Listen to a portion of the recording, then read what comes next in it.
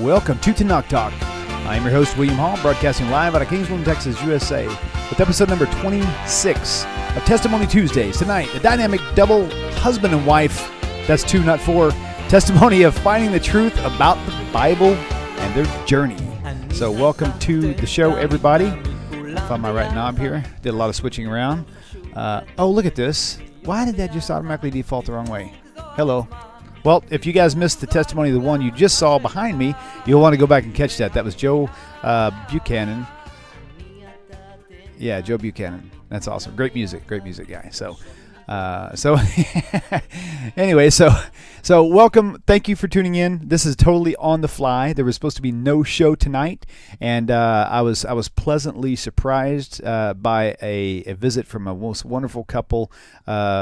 A handful of you at least know this couple very well. One maybe in particular more than the other. So a while back, I had a guy who sent me this book, Revealing Matthew's Secrets by Cherrie LaCross. And so him and his wife just so happened to be in the studio today, and we are actually going to have us a little chat and to introduce everybody to you. And surprise. Say hi, guys. Just so you know, we're in the studio together, minus our choppy. This is going to freak you out, too. So, see, there we go. Oh, there's two of me there. Oh, my God. What are we going to do? Okay, so what's up? Yeah, in Kingsland. See, now that we just did that, we may not have to do that because that's a cool thing. So, yeah.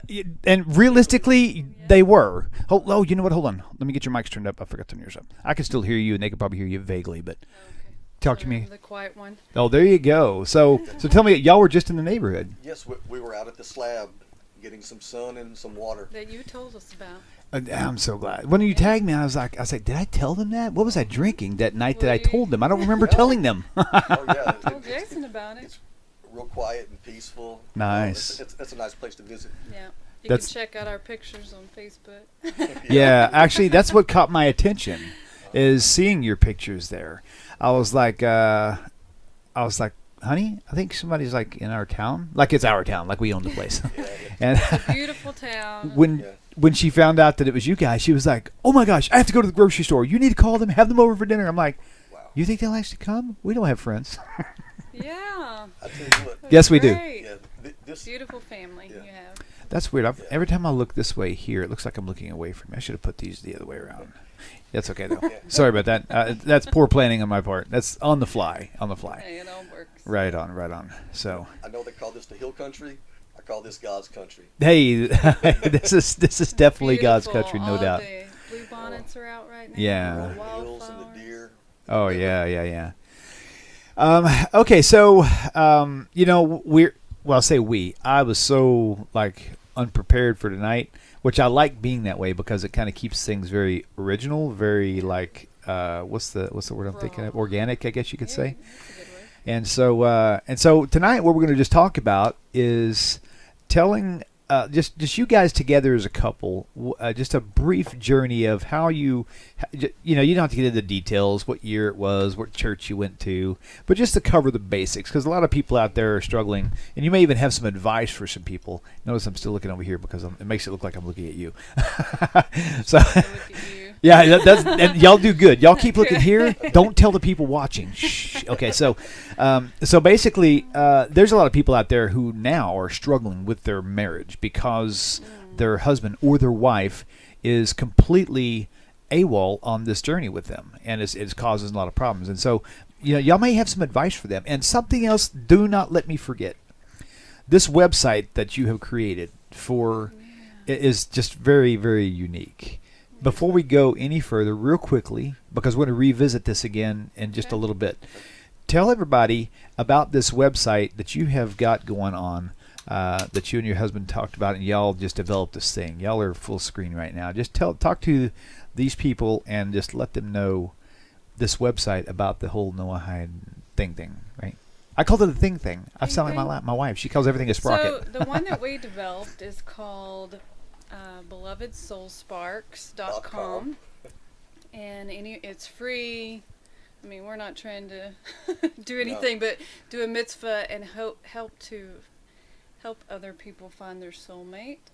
Right. in the non-Jewish, righteous Gentile, whatever you want to call yourself, world. Because we are scattered throughout the world for sure.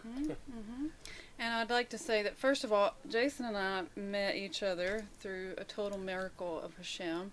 Total. Through Noahide Nation's website. I hope that's okay to say. Absolutely. And they have a dating website inside of their website called Soulmate Connections, I believe. Yeah, And or that's Soul Sparks. Soulmate Connections, yeah. And anyway, that's where we met, and thank God. Yeah, that was a big miracle, not a small miracle. Yes. Nice. And Nice. I wanted to develop a website too, just to, in case there's people out there that don't know about Noahide Connection or Noahide Nations, but maybe know me on Facebook or Jason or any of our friends that we've shared it with. Yeah. Just anyway, it's growing. It's small right now. But we'd like to make that bigger and hope that it could help somebody else, because it's been a huge blessing to be able to marry somebody that was on the same page. I can't tell you how many concerned people that I talk to on a weekly, maybe not weekly, maybe a couple times a month at least. And this is going on for 4 years. People worried about this very thing. Like, oh my God, I mean, like I'm no longer, walking the New Testament way anymore. Right. Now I'm alone and I'm single. What am I going to do? What am I going to do when I get married? And who are our kids going to marry? Right. This is a great place that you guys have created. Yeah. Well, this website was Cherry's idea, and I knew it was a good idea because every idea that she runs by me always turns out to be a winner. That's great. So I do think that a website like this is kind of needed. It's very needed. Because there's a lot of people out there that just don't know about other people out there. Right. Yeah. Completely agreed. It's so important. Oh my gosh, it's so important to have a mate that is on the same page as you. I mean, if you can't do anything else, find somebody, wait and find somebody that believes the way that you do. That you can tell anything to, and not have to worry about what words you use or what you cannot talk about or what you don't have to kind of pretend. Oh, right. It's priceless just to have a heart-to-heart Okay. conversation. Okay, real quickly. Now, what you might find my question is doing is not following a chronological timeline. That's fine. Kind of like the Torah, sort of, right?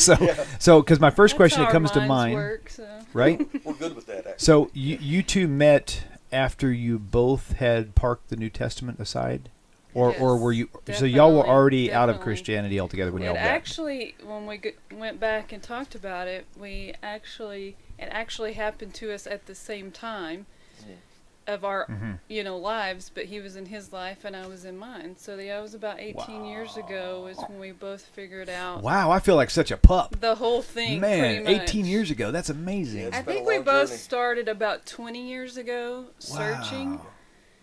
I thought you were like 24 though. Oh, you're sweet. You too. Today I'm 24. You don't even have any gray hair. How do you guys do that? I was like, this is her birthday. She just turned 24. Yes. That's right. Happy birthday. Yeah. That's such a cool thing. Yeah, this is awesome. Being here on my birthday. Nice. Good birthday nice. present. Okay, so going back to the whole jumped around thing, we covered that. Now that was, whatever. Okay. Your ultimate background with your family, just in general, were they Christian? Were they just secular? What was the deal? So thank God my parents raised me in church. We were Baptist. And so, I thank God that my parents taught me about God. That's good. And likewise. We prayed and we, it was a big thing to go to church and to study. It was a stepping stone for sure. Yeah. Absolutely. Thank God. I thank God for it. And then came a time in my life that it was a hard time and I really needed God just lined things up where it was like a new time, and I got invited to an Assembly of God church Okay. And that was like going off the derech. Roughly for how Mary. old were you then? So that was Roughly? So that was. I'm bad with dates, so I just. So about I'm I was about 24. I got you. I'm gonna turn my. 24 again? Right, 21, something right. like that. I think I was more like 21. Gotcha. Okay. Very Something like that. And I just remember praying and thank God He gave me the wherewithal to do that. Just praying for that I wanted the truth. I didn't want to know what this preacher or any other preacher had to say. I just wanted to know the truth, and God answers that prayer. Wonderful. And for God you, Jason? Okay.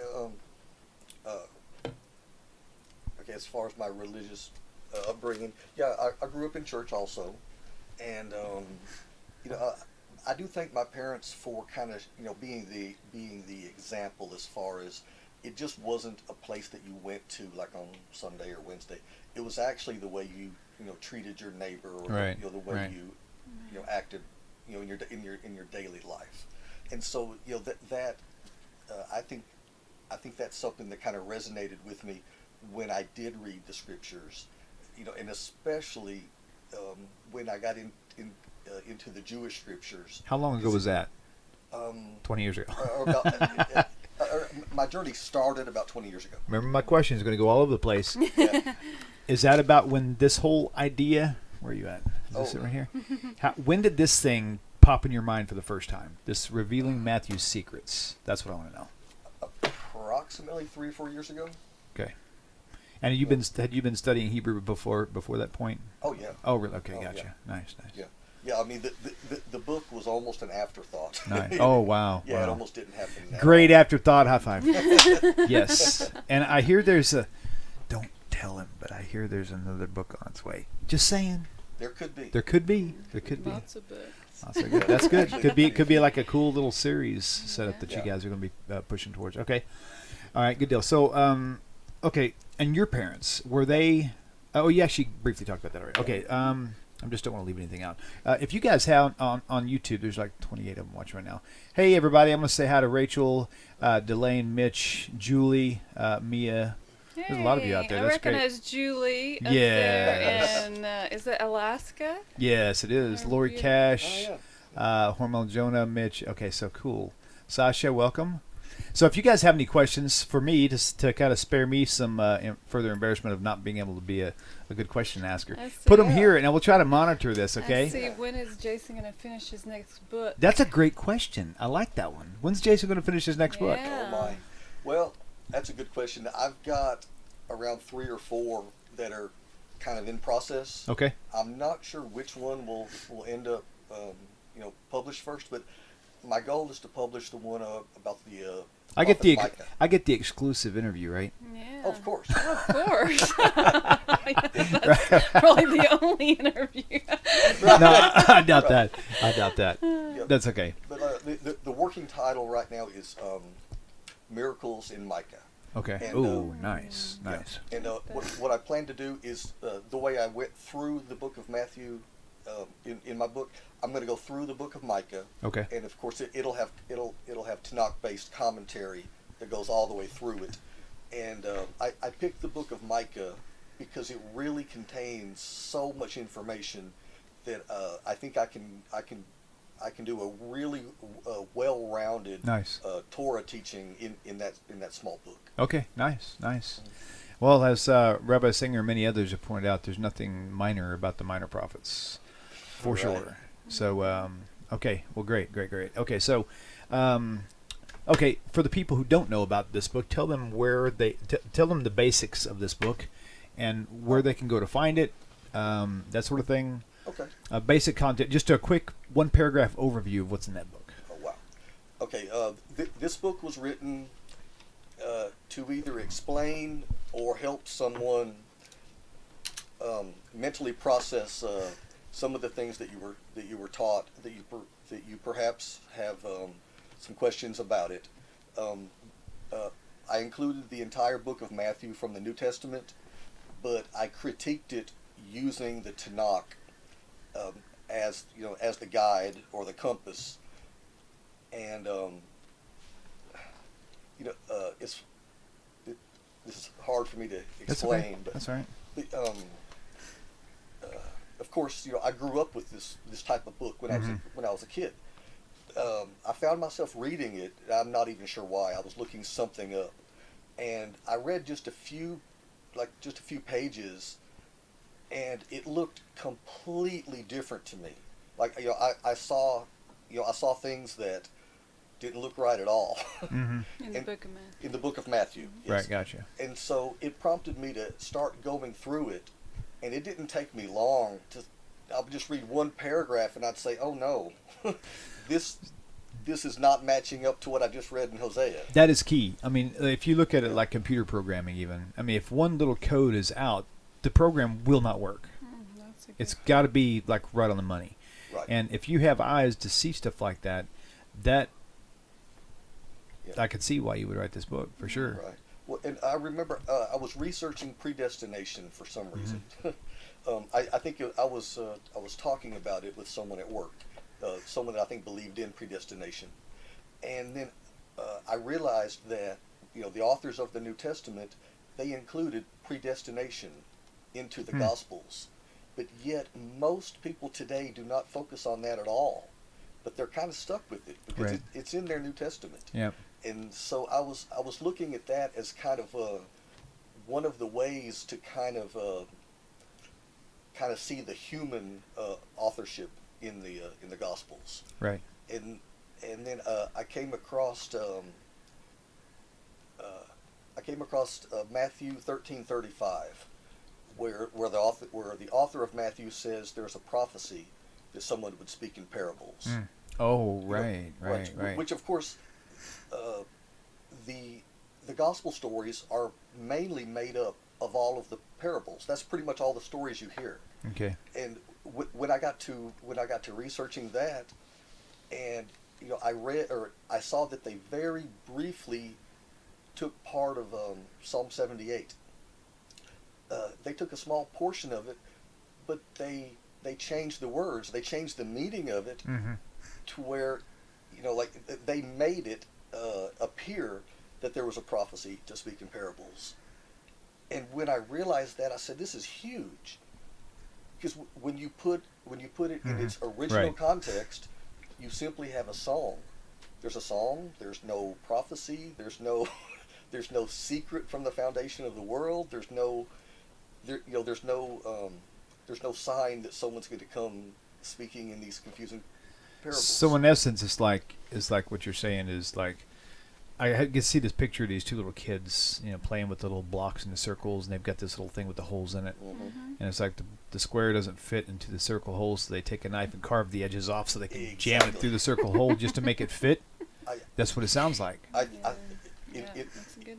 From my research, that seems to be what the author of Matthew did. Okay. Skimmed some things from the Tanakh and said, okay, I can use this, or if I change this, I can create a story about them going to Egypt. Or Let me ask y'all both a question. Because every time I do a show like this where I do a testimony of somebody who left the New Testament behind because of their studies, a lot of them will later on, they'll kind of murmur against, amidst themselves and say, well, they either never knew Jesus to begin with, or they just weren't very educated. They didn't really study. What would be your personal explanation of this? I would say the knowledge status level that you got to and why you felt comfortable. I mean, the Christians out there who I talk to, they don't understand, or they don't take into account that we know the threats of Christianity. You will burn in hell forever. We know that. Do you honestly think that we're going to reject the New Testament with that type of a penalty unless we know what the heck we're talking about? Period. Right. Yeah. So what would you say your, let's just call them credentials. What will be what qualifies you to say that the New Testament is fake, or not fake, but just irrelevant, if you will? Right. Okay. That is a great question. I would say for me, it's don't take it on faith, take it on knowledge. Your Creator gave you a brain. It's not a sin to use it. Now I know the church sometimes uses that, actually against you. If someone starts seeking the truth or asking questions, what about this? A lot of times they're really discouraged to use their own brain. Right. And I remember reading the story. I remember reading the story of the Queen of Sheba. Okay. You know, she travels all the way to Jerusalem to meet with King Solomon. Okay. And she asks questions after questions. Oh yeah. I love that story. Yeah, and it just so happens to mention that I'm pretty sure King Solomon told her she was blind, right? no, Just a joke. That's No. what we get, though. Right. Continue. Sorry. But, if you actually read it, King Solomon answered all of her questions, and she went away believing in the God of Israel. Nice. You know, Nice. she wasn't told to take it on faith, and she wasn't told to stop asking questions, or that some devil was going to try to get her soul if she even, questioned things that Sure. didn't make sense to her. Right. Right. And so, no, I didn't take it on faith at all. Okay. I had the strongest concordance. Okay. I looked up so many words, Greek and Hebrew. I had just about every English edition of the New Testament that you can name. And I used to, I'd have about 6 of them open, and I'd look at the way they were all translated. Mm-hmm. This was before BibleHub.com. Oh yeah. Even Bible Gateway. or Bible Gateway. Yeah, I mean. Wait, is this before computers? I'm just kidding. Well, it was before I was Fair enough. tech savvy to do all that. Yeah. Right. So I did it all the old-fashioned way Got as it. far as looking up this. Turn the pages. But what I started doing it by topic, like God or the Trinity, or forgiveness or hell or the devil or whatever, and so when I started doing it by topic, I realized if one of them starts to crumble, the whole thing crumbles because it's kind of like a puzzle. It either fits or it doesn't fit. Right. And when I was, of course, the biggest question of all, is who is Jesus? What is Jesus? Or has the Messiah come or not? Right. Right. And so of course I studied that pretty intensely, But I remember studying, the whole thing about the devil and the Trinity and all that. And when I realized that all of that stuff, it really, really matched a lot of the ancient religions from all of them, the Babylonians and the Egyptians and the Greeks. I mean, you go on and on and on. Right. But when you look at Judaism, it was the one that was opposed to all of that. Right on. And so when I started studying it, I just love the simplicity of what's in the Tanakh. Nice. There's one God. Yeah. Right. Created everything, King of the universe. Right. Now try to explain the Trinity to someone. The funny you thing can't is, do it like that the in funny one thing sentence. is, the Torah is really the one that's actually simple enough for you to understand. Right. It's the New Testament that Yeah. makes it so complicated That's because they right. have to twist so many things to cover up so many flaws Right. that it makes it confusing, Well, and so on. and I think it's an absolute tragedy in a lot of churches, including ones that I've been to.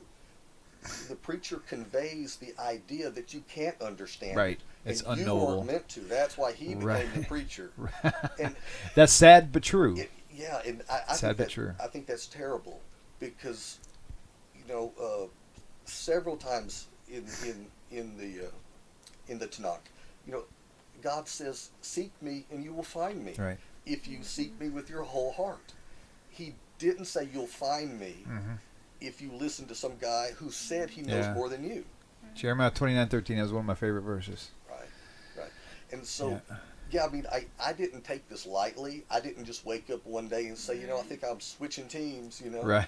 That's a good way So to this put it. this was decided upon extreme scrutiny Right. and heavy duty studying, Oh, yes. cross-referencing, proofing.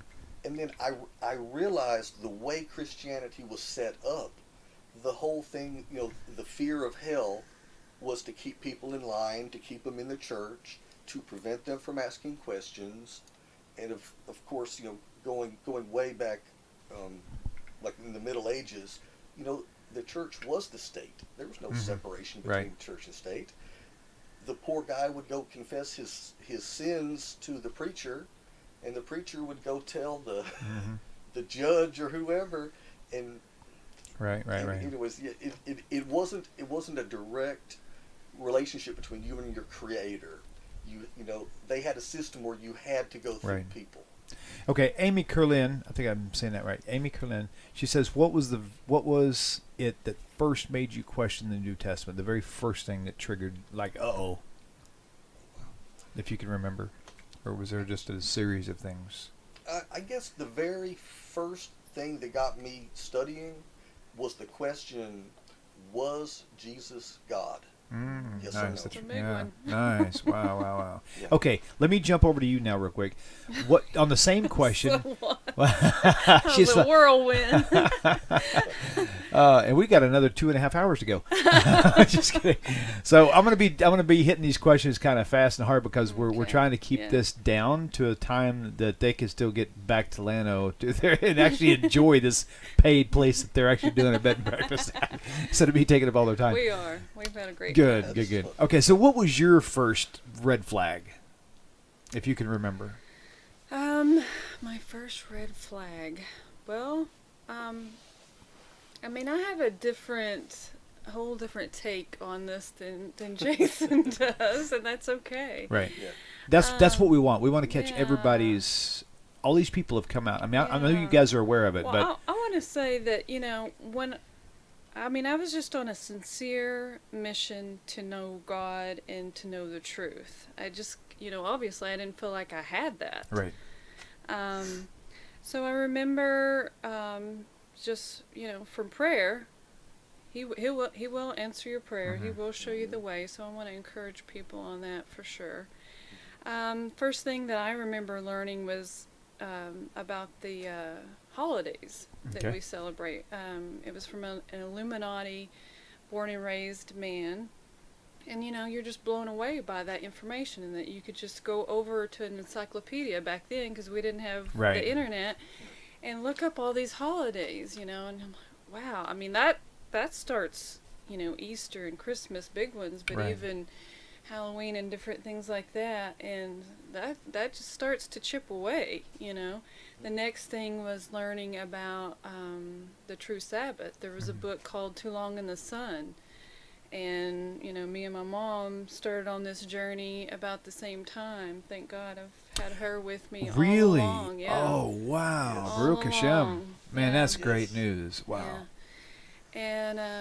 And my mom was studying at the library on her lunch break, and I would study on different things, and I found the internet did come along, and I found people in Australia and Papua New Guinea, and they started helping teach me, and also Rabbi Richmond. I have to give big kudos to him. He's my rabbi from the Temple Institute in Jerusalem, and also Sam Peake out of Abilene. It's called Biblical Faith. He's been another teacher of mine for probably about 15, 16 years ago, along with Rabbi Richmond. And they actually came on to Christian TV station in Odessa, Texas. I think it's still there. Wow. I think it was called God's Learning Channel. Oh yeah, GLC. I remember that. And Joe Good was actually one of the first people, though. And I remember my mom calling me and saying, you got to start watching Joseph Good on it was TLC or whatever it is. I don't know. God's Learning Channel.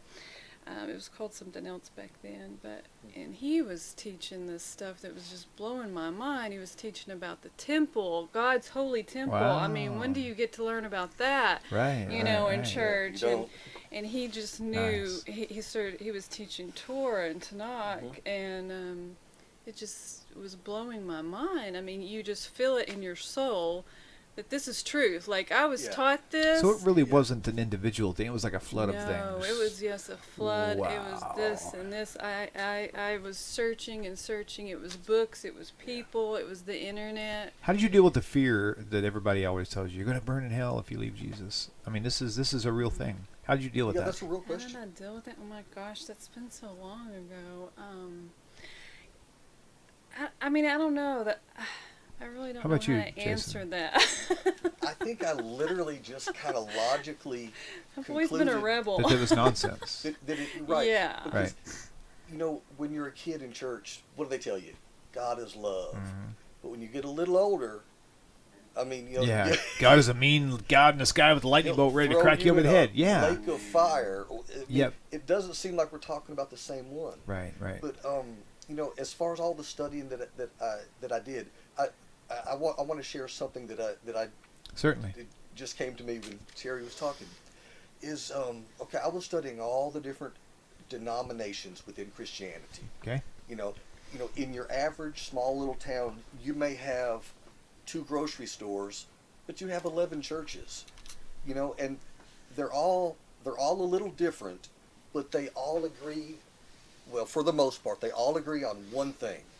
And so when I was studying things by topic, and so I was studying the different denominations and what they believed pertaining to, you know, baptism or universal salvation, or, you know, all those type of topics. Well, I got to thinking they all agree on Jesus. So I thought, you know, the churches can't agree really on anything except this. So this must be pretty ironclad. There must be enough here that they can all, you know, agree on this. So that's what I started to study.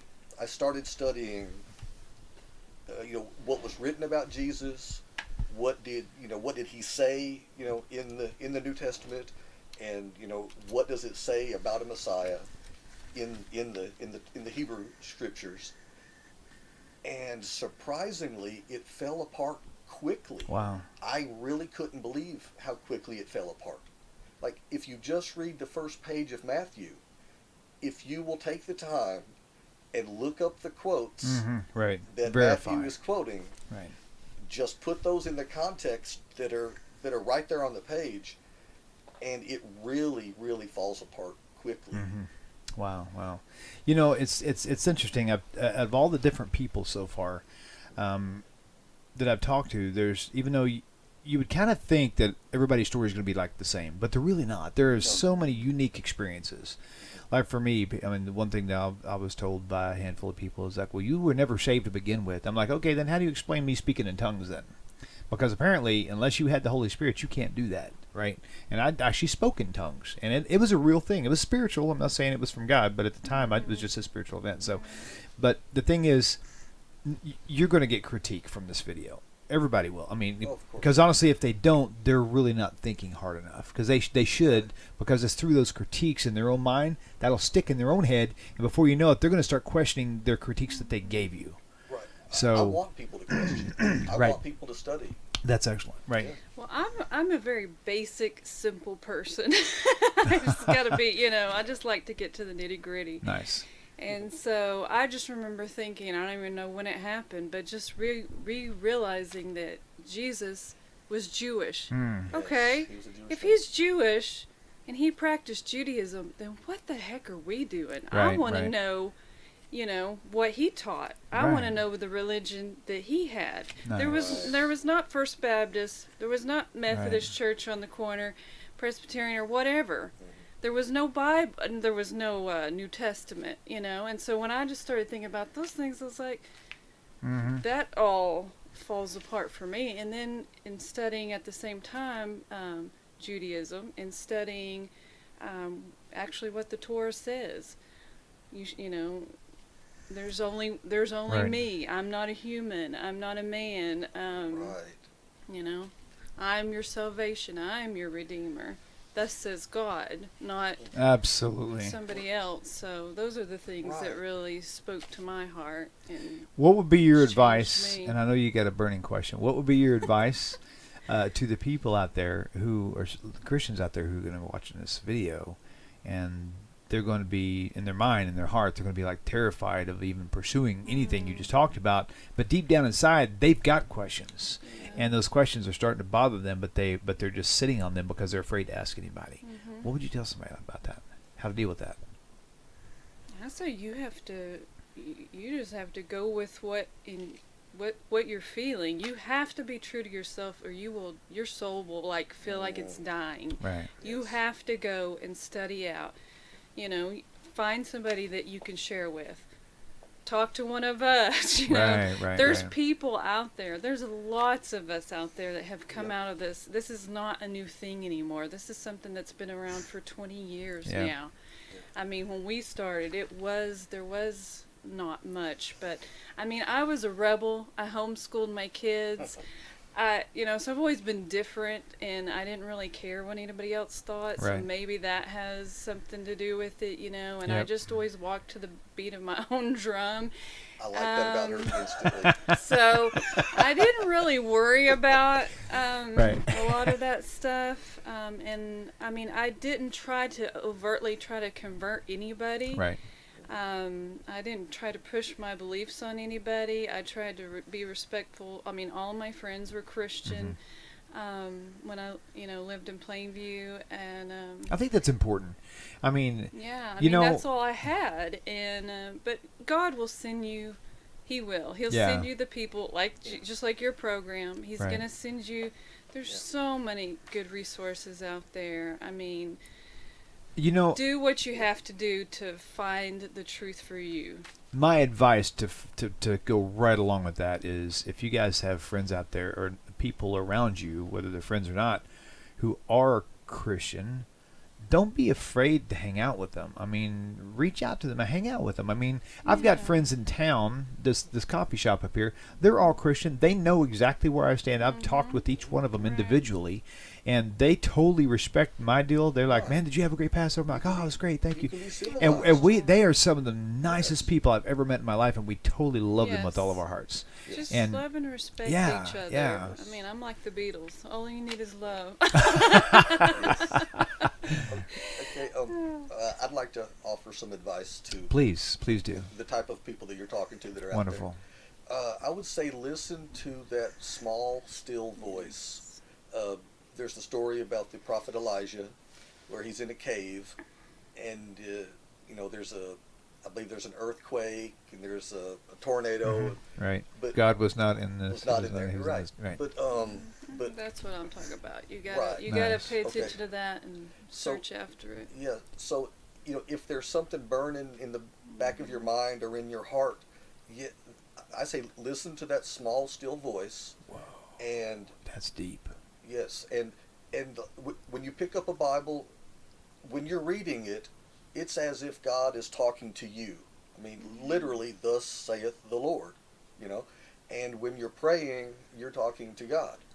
And, that's how that relationship works.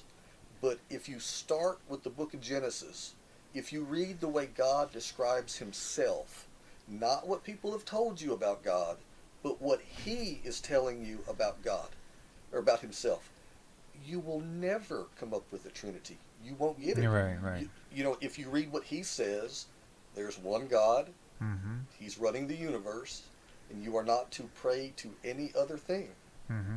It's actually actually really simple. And back to your being scared of hell or something. That was something that I realized early on, is that there really is no Satan, especially not one that, not like Christianity the church talks about. The boogeyman. That there is only Hashem. Mm-hmm. And through different difficulties in my life, man, he has shown me that. He's like, no matter where you go, especially when you die, you'll never be somewhere that I'm not. So you're telling me that you've experienced incredible, miraculous blessings from the heaven above, even after you left Jesus. See, that's what's going to fry people's brains. Even more so. Thank you. Even more so. Can I comment back on something you guys said? It even right now, my mind is just blown because I've never even heard that comparison, that connection before at all. Every time a person has a question, it's because a little still small voice popped up in their head, and the preacher tells them, "Don't ask questions, have faith." That is oh my God, that is just like an oh my God moment. That's like unbelievable. I never thought about that before. That's where the questions come from. Those still small voices. That is straight from God. That's straight from Hashem. That is heavy. That's your creator. Yeah. Yes. Man, I'm going to have to put a And post on that. Emunah is a physical thing. In Judaism or in Torah, whatever you want to call it, in Hashem's world, it's all about doing. Right. It's not about, I mean, we have to study. We both spend a lot of time studying, just like you do. But then we have to just go out and do it. I Right. live in this world. I vacation in Kingsland. You know, I've got to be who Hashem wants me to be every day, all day long, especially to my spouse and my children. And, you know. That is awesome. Man. Yeah. How long have we been going? This feels like we've only been there 15 minutes or so. It's been almost 45 minutes. Whoa.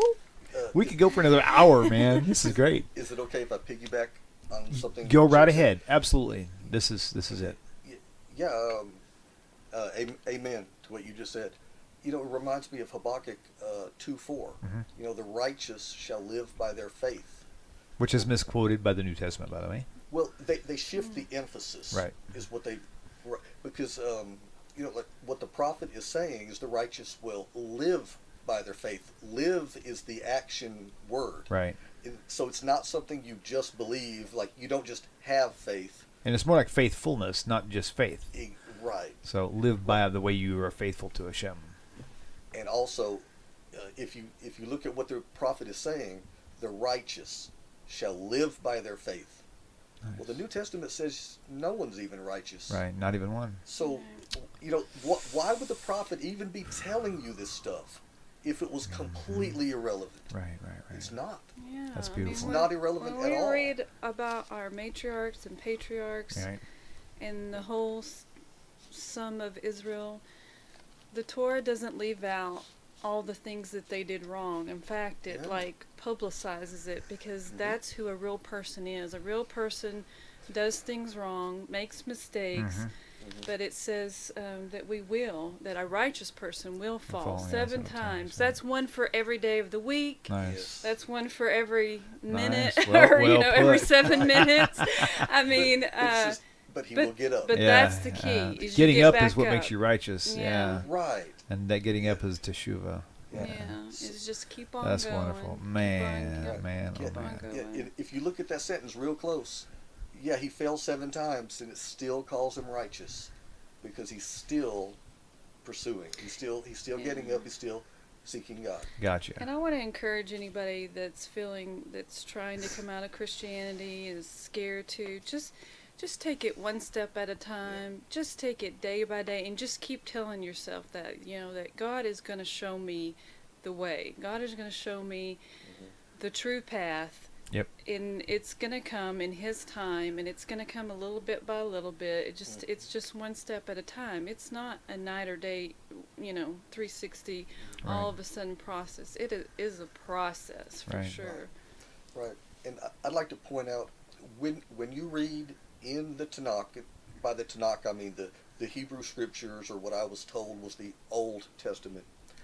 Every word that God speaks, it stands on its own. You can put a period behind everything that He says. It's not dependent upon some secret interpretation that someone 2,000 years later spins into something completely unrecognizable. Right. Yeah, the Torah is not a history book. Right. The Torah is for today. And tomorrow. Couldn't have put it any better. I couldn't have put that any better. I will make a final question. So, and this is something I probably should ask all my guests because people out there want to know. So now that you guys have come out, are you guys moving? Are y'all looking at conversion? Are you going to remain B'nai Noach? I mean, I'll put this out there on every show. For me, I think we're probably going to remain where we are for now. Maybe later we may consider converting, but right now my wife and I are just going to kind of keep doing what we're doing. So, do y'all have plans either way?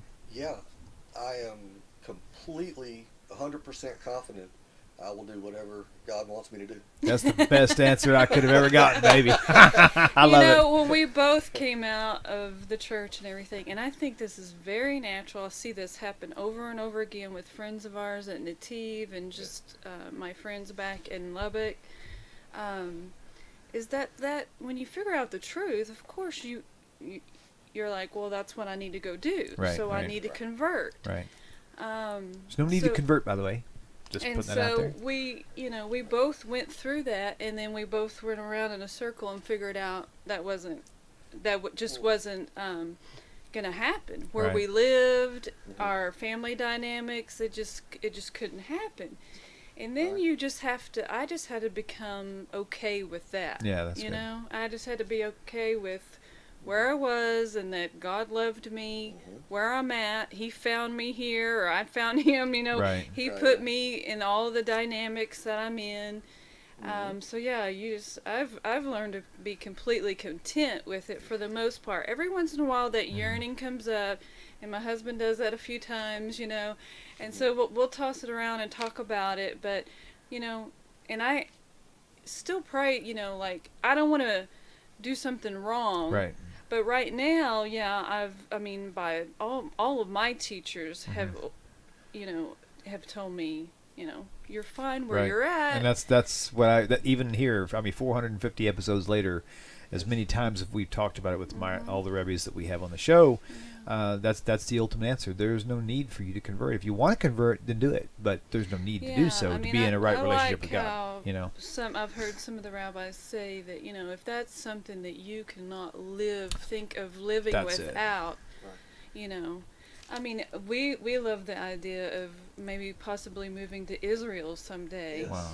But but when That'd you be look nice. at that, then you're like, right now you really need to be Jewish, but that's not the reason why I would want to become Jewish, Right, right. or do a full conversion or whatever. And so, Wow. we're gonna hopefully do whatever Hashem wants us to do. So we'll just try to stay open to that, straight open to the truth. Well, I tell you what, this has truly been a not even close to our first interview, that's what we wanted. We want to get more about it, more in depth, and you took us there tonight, both of Wow. you, Great, and great. I really appreciate that. Thank And you. for We all, appreciate I it. really Yeah. enjoyed this. This I was nice. appreciate That's your good. family. Y'all Thank are so you. down to earth. It's so fun being out here. Now, were there any questions that we I maybe think didn't the last see? one was the Noahide part, which is a good point. Let me look at it real fast.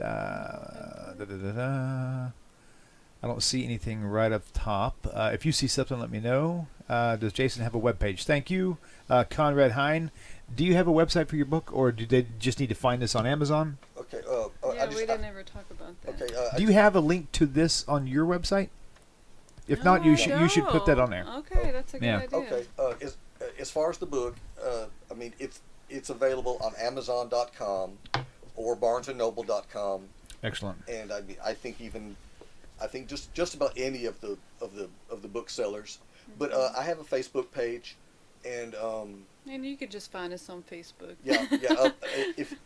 If you send me a friend request on Facebook, that's fine. Yeah. But, Facebook yeah. Messenger is a good point of contact. Right, so.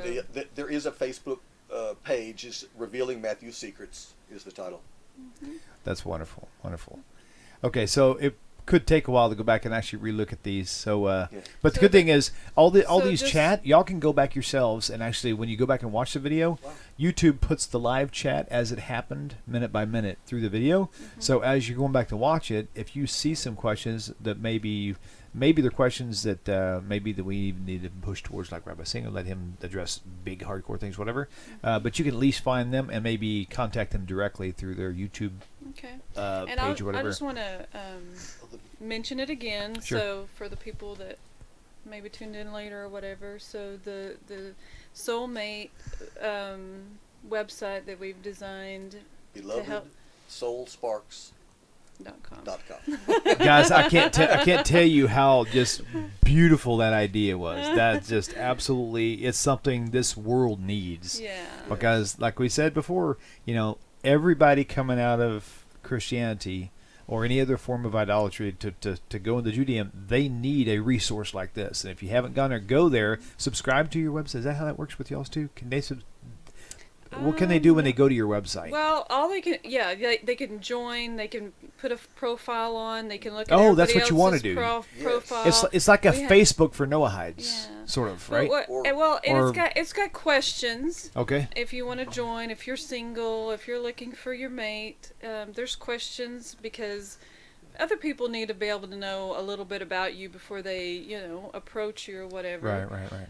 So yeah, and another thing that it has is there's several videos on there from rabbis about your soulmate. Nice. And then I have a little bit of information on there about like just the 7 laws or whatever, even though there's not Okay, just 7. I use Facebook as a bad example. Really, what I was thinking was something more like you don't have to be lonely. FarmersOnly.com. Right, if farmers or fishermen can have their own, that's what I'm saying. I think. I agree. I mean, his book has a Facebook page, and the Beloved Soul Sparks has a Facebook page. Nice. So, Nice. Very good. And then there's the BelovedSoulSparks.com website. Man, that is so exciting. Preparing the world one heart at a time. Oh man, I absolutely love it. I think it was just fabulous. Guys, you guys rock. Love you guys, man. That's awesome. Thank you so much for your interview. And ladies and gentlemen, again, you know where to go. Just rewatch the video if you forget. So, subscribe to have it. I'm telling you, and we'll see you same time, same place next week. Won't be same time. It'll be much earlier and not on the fly. All right, shalom, everybody.